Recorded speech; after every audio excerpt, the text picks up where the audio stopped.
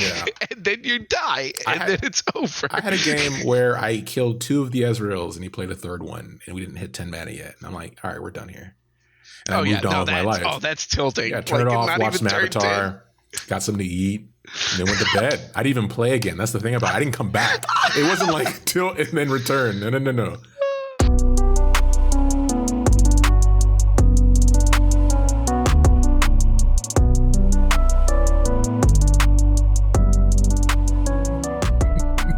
Welcome to Casuals of Runeterra, episode 14. I'm your host, Ryan, here with your other host, Hetch. And maybe this time we will actually get a recording out. They must think we're insane because half the episodes we're losing our minds as we start the episode. It's like inside jokes. Yeah, we had a little bit of technical difficulty, and it's not even. It's like a human error. It wasn't even the tech's fault. Wait, we're human? Oh crap! Oh, no. We're giving our audience way too much information about ourselves. It's just 2 AIs trying to. Housekeeping. Yeah, you guys can listen to us everywhere. You know it by now. Follow us on Twitter so you can keep up to date on episodes. That's at Podcast Core. That's spelled COR. And then you can also send emails to podcastcore@gmail.com. Please leave a like, follow, short review, comment, hit the bell, all that stuff they tell you to do. Because we need it. And if we're missing anywhere, please let us know, and then we'll be there, and I will call you a liar because we'll be there. Exactly. Yeah. So tell a friend to go on an adventure and take a shot at listening to the Casuals of Runeterra. One of these days, we could go on without doing this. State of the game. State of the game. What decks are we playing? So we're in this weird space, right? We had that down week where the whole social media movement was going on. It still is. That hasn't lost any steam. But then we kind of took a little break because we had some holidays in there as well. Everybody's still stuck in their house. It's been interesting. So on top of that, we had a season flip.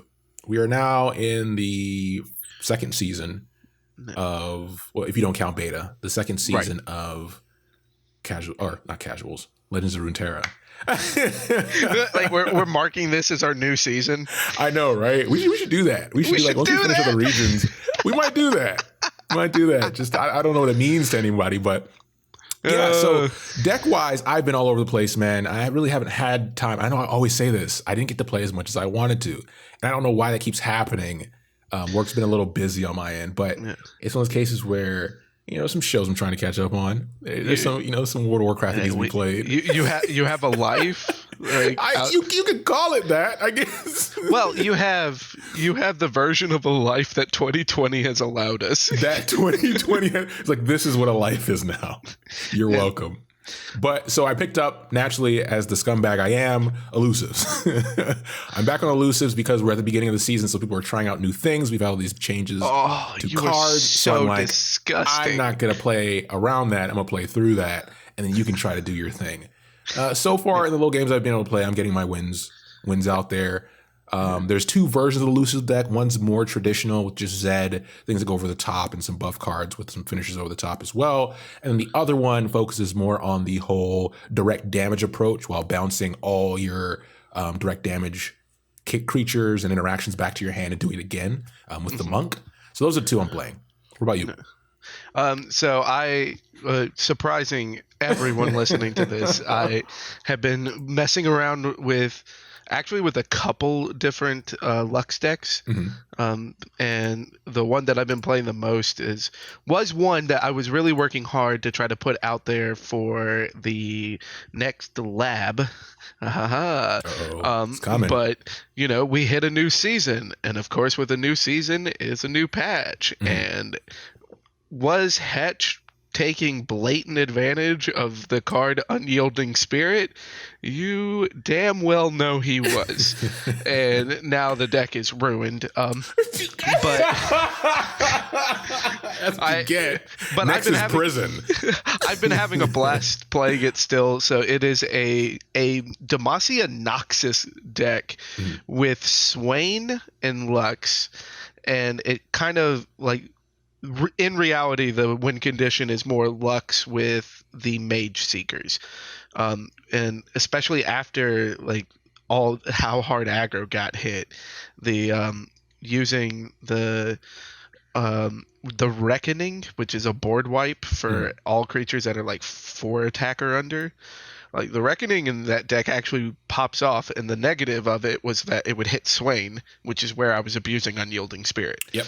But he's below. yeah, but it's like now the deck is definitely still playable because I'm playing around Lux, and it's not terrible, but it's not a good deck. Yeah. I've been having a blast with it, but I can't wait.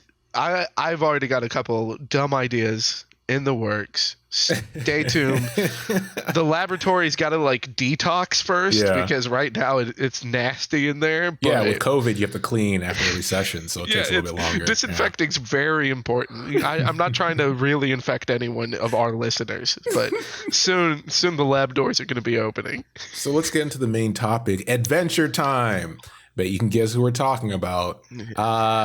Your boy Ezreal. This is the last person we have for PZ. Yeah. And he's going to take us out of here and take us somewhere else on an adventure. But for now, we're going to talk about some of his cards, right? So the first one that comes to mind, obviously, is the bread and butter of the game, Mystic Shot. It's one of those cards that you see. It's one of those cards that are very important because these style of cards, you can also reference Blade's Edge, where it gives you, simple text, one line. It's a 2 cost that at fast speed that deals 2 damage to anything, right? Blade's Edge is a 1 cost version of that. So that gives you your direct cost of what a damage is worth. And then as you go up the chain to different cards, it allows you to figure out and quantify the value of more complex versions of damage cards. So you think about Get Excited, for example, right? You get an extra damage, still fast speed, but you have to discard a card in order to play it. So what is that value in the overall scheme of things when you look at just the raw cost of a card? And these type of cards like Mystic Shot help you figure that out. It's a good building technique, a little more advanced technique for, more casual players to know. Haha, casual players. Hey! And I do like that you point out it's a bread and butter because it almost feels like if you're building a deck and you choose Piltover and Zaun as your region, like the new deck pops up and it already has 3 cards in it before you click anything, and it's Mystic Shot. Yeah. So it's like auto include pretty much. Exactly. The quote here is also really good. I never miss, but I have been known to fire a warning shot or 2. That's probably the least annoying thing Ezreal's ever said because it's actually clever rather than just narcissist. I mean, it's still kind of narcissistic. I know, it is. I never miss. It is, but it's clever. Like the payoff, the punchline is good. Yeah, right? yeah. And we'll get into some of his nonsense journals / his adventures that he's spoken about. What do you got for us for spells? So I also went with one, like, for me, this is a bread and butter card, but it's because I'm a degenerate and I keep playing the same things. So I went with the card, the Flash of Brilliance, which is the 3 mana burst spell. Create in hand a 6+ cost spell from your regions. Refill your spell mana. And with this one, it's a card that has been seeing change since beta. Back in beta, it was just straight up a random spell. Like it was the definition of RNG, and even now it's more controlled, but it's definitely still got that RNG feel. Yeah. And anyone who spends a lot of time playing card games, you kind of learn like the RNG cards that you have fun with. And this is definitely one that I have fun with. Obviously, Lux goes hand in hand with the Mage Seeker package. And if you're playing Piltover and Zaun, this is a Mage Seeker package guaranteed card. And even if you're playing something like Heimerdinger, either Heimerdinger and Control or like the mid-range lists that streamers like Mega Mogwai really like, the Flash of Brilliance, you put that in there, that's a guaranteed 3/1 elusive off of Heimerdinger. It's a really good card, just that has a lot of places in P and Z, and it's just a lot of fun because you're kind of going to the lottery, let's see what we get. And it's like a sacrifice tempo card as well, where you have to essentially give a turn to get the boost back into the game the next turn, right? Like you gave up that turn, so you get that mana saved up, and then when you do spend it, or you get to spend it, you're pushing yourself back into the momentum of the game, bringing it back in your favor. So that's another cool aspect of it. And as far as sacrificing that tempo, like the tempo, like in some games, you're not even necessarily sacrificing too much because it's refilling your spell mana. Yes. Like it's a lot of flexibility around an RNG card, which historically throughout a lot of card games, like RNG is not really flexible. It really is just flipping a coin and let's see what happens. So this takes us to our follower section. And I'm going to start here with the Intrepid Mariner. This one, not directly linked to Ezreal in any way. Not a card that's very popular at all. I've probably seen it once on ladder. But the quote is probably the biggest thing about it. So the card itself is a 2-cost, 1/3. It's a support card that gives my support ally a elusive this round. And I think there probably is a place for it in some kind of deck. I'm not really sure where, because it's that weird space between control and mid-range where it sits, and it almost doesn't have any value in its body itself. I mean, besides the 1/3 body, due to, I don't want to say the power creep, but how aggro has been trending, you can't really compete much with a 1/3, right? Like it doesn't really get in the way of anything significant.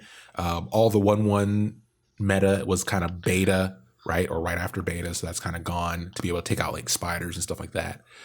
But outside of that, the quote, so for many is it Piltovans? I've never said it out loud. I'm sorry. It is Piltovans, right? As far as spelling. I was about to say, no, it's Piltovian, dude. That's what I thought too. That's my first thought. For many Piltovans, the great unknown is explored through science and invention, safe within the city of progress, but a handful embark for the horizon to discover a much greater unknown, the world. So in 2020, that's not a thing. But it's oh, that one's too real. That's not funny anymore. But it gives us this cool, Ezreal's a kind of a cool example of, and this is a cool example of his parents, right? You have the people who take risk and do these crazy things. You have all these explosions and these experiments, but they usually stay in the city. They don't travel. They don't do anything and take that knowledge or seek knowledge outside of their world, which is PZ. So it's cool that you have these two splits of people who stay in what they know, even though their mind is going outside the box, versus people who are actually going outside their box, right, to see what's out there. So that's the quote's probably the most important part of this card, in my opinion. Yeah, like intellectually going out there or physically going out there. Exactly. And that whole adventure spirit too is just like outside of Ezreal, before they really started digging into the lore, no one else was really doing anything like that. So I'm glad you picked that one out, because it's nice to see. Maybe we'll get more. Maybe we'll get to learn more about the Mariners. Art is beautiful though. It's a great looking card. Yeah. The outfit that person's wearing. But you have a fun one for us, which is a card that people have loved since it came out. Took a little bit of tweaking before people could mess with it.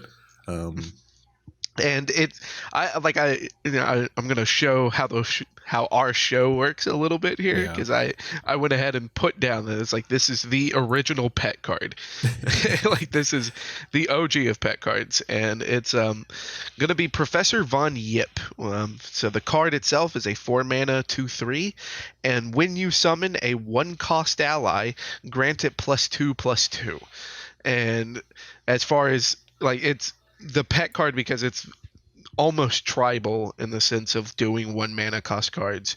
And for anyone who was following the lab, the one of the decks that I put in there was a Piltover Zaun Bilgewater deck that was just going fast. Like it's, you're just trying to put 1-drops down with Professor Von Yip, buff Fizz, and like just do some dumb shenanigans. Yeah. And everyone has had there's been a lot of spider decks that popped up that was just trying to do Von Yip, trying to get value off of it. It's the go-to pet card, but I also wanted to bring it up because the fact that we see his title, he is a professor. Yeah. And when we start digging into Ezreal's story, Ezreal grew up in a for our comparison here in the US would be like a college environment. Mm-hmm. You know, he grew up in a university surrounded by professors, and we'd get to mention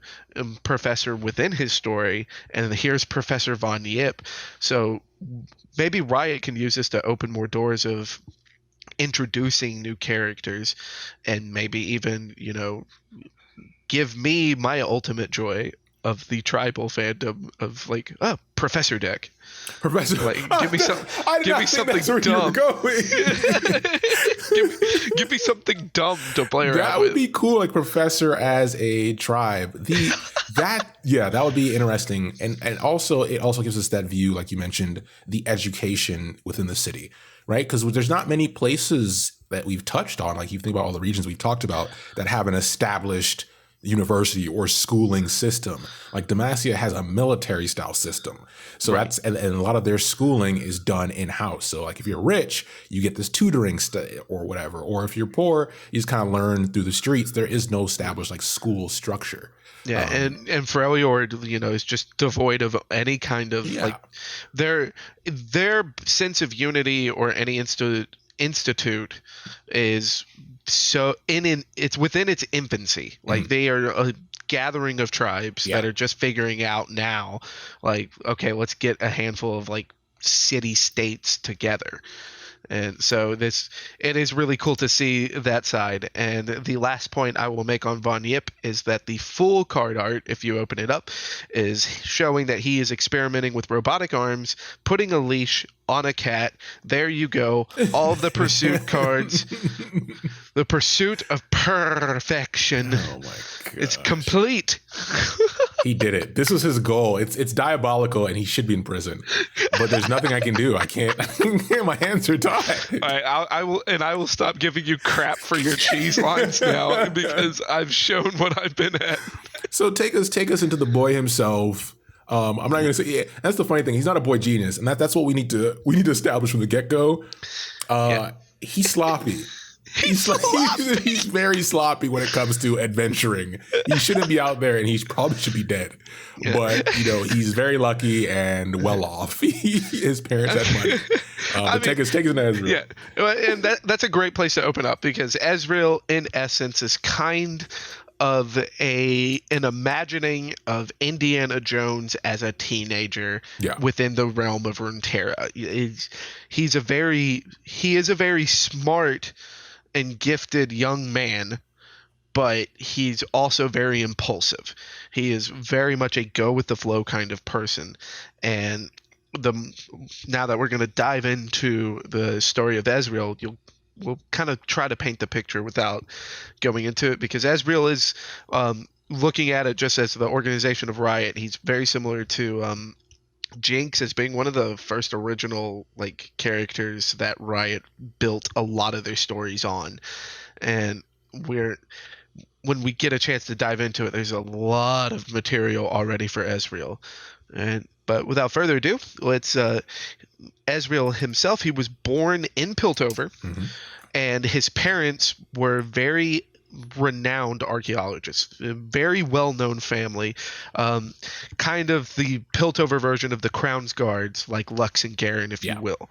And Ezreal's earliest memories of childhood was always just growing up at the academy that his parents worked for while they were out doing their thing. They are out diving into old tombs, trying to find old ruins, trying to expand the map of Runeterra as the Runeterrans know it. And he grew up without his parents really being there because they were off doing their own thing. And so his earliest memories are being raised by his uncle, which is Professor Lemire, something like that. We're terrible at pronunciation here at the Casuals. Who's also a very busy guy. Yes, and obviously he's Professor Tribal. Professor Lemire, be the first card to build my tribal deck. Riot, hear me. Hear me, please. Hear my voice. Hear my voice. And he was raised at a very prestigious school, by his uncle who's a professor. They're constantly working. And since he's being raised by his uncle, you know, you got to watch the kid. So he's growing up within these classrooms being taught all of these different things, from the pursuit of science to the history of Runeterra. And of course, he takes a very strong interest in the history and archaeology side, because that's what his parents do. He's trying to learn more about what makes them love their job and learning that. But as we've said, he's a very gifted and smart child, so he's picking up all these things very quickly. And because he is picking up this information, kind of soaking it like a sponge, he gets bored. Yep. And insert here the mischief of a young boy, therefore making Ezreal, our boy, sloppy. You know he's sloppy. And so he is constantly... One moment he is in a classroom, he's got his book open, he's studying along with Professor Lymir. Then Lymir turns to the board, turns around, Ezreal's gone, and 30 minutes later, a warden's bringing him in because they dragged him off of a rooftop. Like this, that is how his childhood goes. All these kinds of different experiences over and over again, until after a very long year, everyone kind of realizes that, hey, Ezreal, your parents have been gone longer than usual. You know, he's used to them being gone. They're gone for 6 months to almost years at a time. But now it's like, okay, after a long and stressful year for Ezreal, it's like, hang on, your parents have been gone for well more than years now. Something's wrong. And because this trail is already so old, the wardens and all the authorities of Piltover, as well as the staff at the school, they just go ahead and chalk up the parents as MIA, most likely dead somewhere in the world. Yeah. And everyone just kind of goes ahead and goes into this period of mourning, except Ezreal. Ezreal just takes this as an invitation to go find his parents. To him, this is like, okay, this is the start of a new game. Because I'm already bored here at the university. I keep getting dragged in by the wardens. So I'm going to find my parents' notebooks. I'm going to find all of their old journals. I'm going to find out what they're studying, and I'm going to go find them. So after pouring himself into his father and mother's works, figuring out that they have been looking for something in Shuriman, he smuggles himself onto the next caravan going out in that general direction, and that begins the adventure of the archaeologist boy, Ezreal. Yeah. And he's able to track them down to Shuriman in a lost tomb, the Tomb of Nezuk. And what he finds there is just another clue to the trail and a gauntlet. Yeah. And this gauntlet, he has no idea what it is. For him, this is a huge find because he's got this sense that his parents have missed something. He's found a clue, but they missed something here. And so now he's just interested in figuring out what this gauntlet is. He picks it up out of the tomb, and when he picks it up, insert Indiana Jones booby traps. Yes. I'm happy you mentioned the booby traps, because every one of these adventures is like the Riddler himself set up these items waiting for the Batman to come play his game. And it's like, who's setting up these traps, these elaborate traps for, like, it could be a cup of water. And it's like, you know what? The moment he touches that cup of water, years of my work will go into play. We shall see if the rat can escape the maze. Every time. Yeah, if the internet has taught us anything, there's a whole section of people that are just like, you know, let's escape the flesh prison. And if you're escaping the flesh prison and this is going to be your final resting place, don't come wake me up. All right, just stay out. Just stay out. Insert the booby traps because I don't want to listen to an alarm clock. I'm going to sleep. That is so the thing about Ezreal too is kind of what interests me as I read his short stories, and you talked about how much information is out there just about him, is I kind of want to see who older Ezreal is as we move further down the timeline, because it's like he has the spirit, right, to do the adventuring and all that stuff, but he relies so much on the gauntlet, rather than, worrying about, oh, if I have rope, if I have enough rations, if I have enough, like any of the adventure stuff that you would see in like an Indiana Jones movie where he doesn't have the advantage of this relic on his arm that can pretty much, help him teleport. It can, attack. It helps him like with lighting. It helps him like teleportation. It's all these different things that I feel like he would be dead if he didn't have it. So I kind of want a situation where going through life, he either loses the gauntlet for a while or something happens where he has to become a better adventurer. Yeah. Right. And for me, like, I like to play a lot of role-playing games. Yeah. So Ezreal is definitely that character that you max out charisma and luck first. But you picked a race that naturally has a high level of intelligence, and then that's it. Like, you're just literally just going through checkpoints, flipping a coin every time, and that's what Ezreal is like. He's smart, but he's impulsive, which means it just kind of throws it away. Yeah, you act first, think later. So let's talk about this card that, oh my gosh, I don't think I've ever played an Ezreal deck, and it's because not just because I don't like the card or Ezreal. Yes, it's because of those two things. But it was one of those cards that I don't know, man. It doesn't fit in my play style, and it's very annoying to play against. So I have this unnatural vendetta against it. I'm like, I will never play that scum. That's scum. But tell them about the card and why it's nonsense. So Ezreal is a 3-mana 1/3 champion with elusive, and he also has Nexus Strike. So Nexus Strike is when you make face damage. Yeah. And the Nexus Strike is to create a fleeting copy of Mystic Shot in hand, which bread and butter PNZ.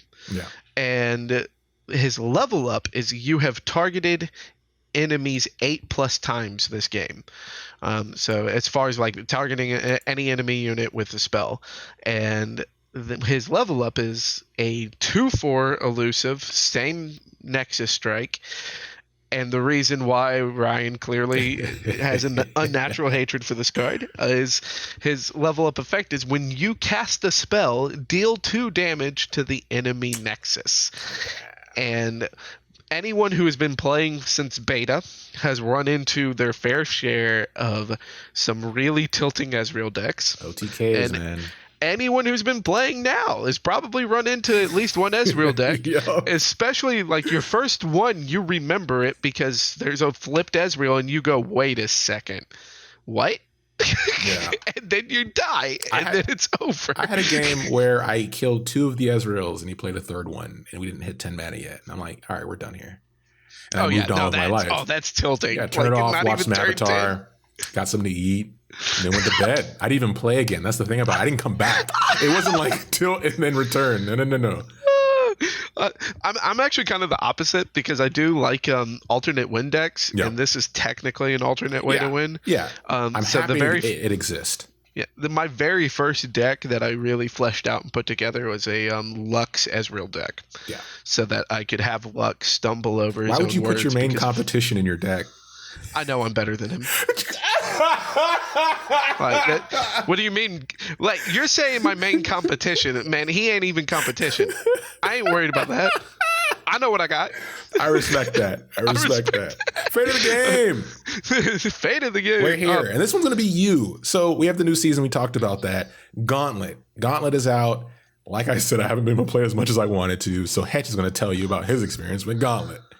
This is where I'm really just going to kind of like, put my foot in my mouth here because I have played like one game of Gauntlet. How'd it go? Like how did it feel? It's a lot of fun because it gives that feeling of playing Pauper and Magic. Yeah.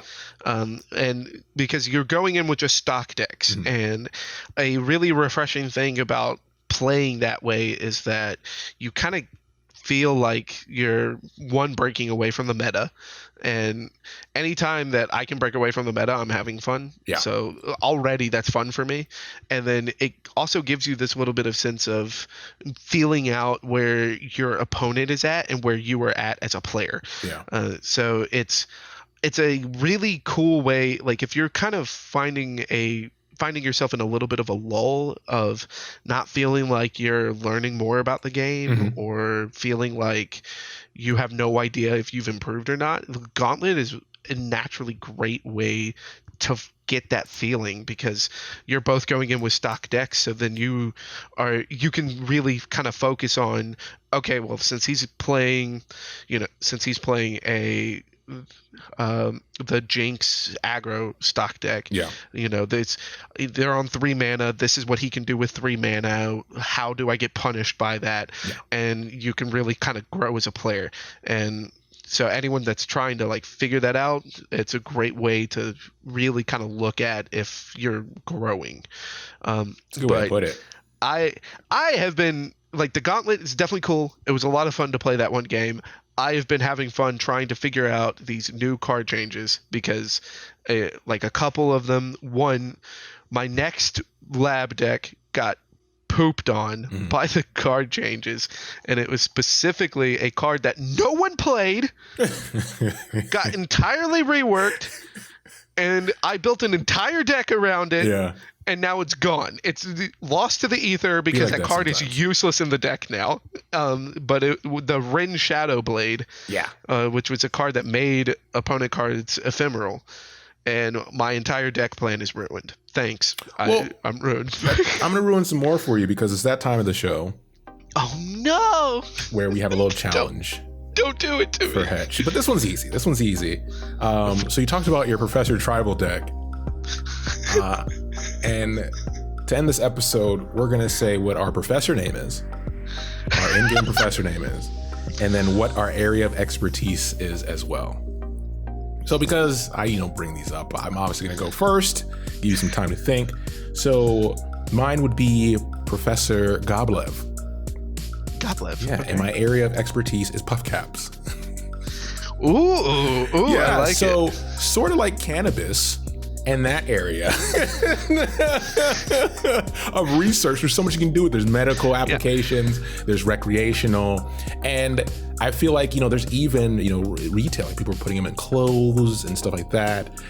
So I think I want to do that, but with pup caps, because there's something going on. We need to know more, and there has to be more.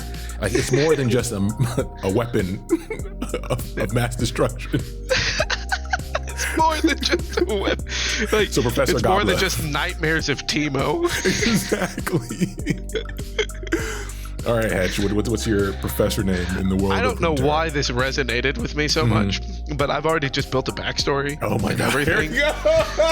You're getting too good at these.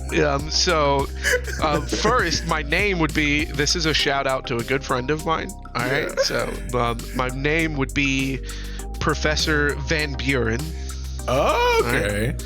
Professor Van Buren. All right. And I would have been a professor as far that was looking into electrodynamics. Okay. All right. And trying to further the study of application of electrodynamics. Okay. And the reason I have a backstory is that my professor has been disgraced. He no longer works within the institute. And it's because he had stumbled across a young man out in Piltover, but he looked like a Zaunite, and the man just disappeared. And trying to figure out how he disappeared, he realized that after he disappeared, he showed back up walking in the same cadence. And it turned out that the young Zaunite was Echo, and he had found someone who had perfected time travel. And when he tried to tell his colleagues about it, he was disgraced and kicked out of the institute. And now I am just studying to figure out how this young kid from Zaun perfected time travel. Dude, you make me sick. How dare you come up with this so fast? To recover my family name. I don't know. It just resonated with me. It's so good. It just hit me. And see, Riot, I can help you write the stories for Professor Tribal. Hear my words. Legends of Runeterra 2 coming soon. Bootleg copies going out early to pre-orders. Bootleg copies of a free-to-play game. Thanks for listening. And as always, we'll be back soon with the next episode. Take care, everybody.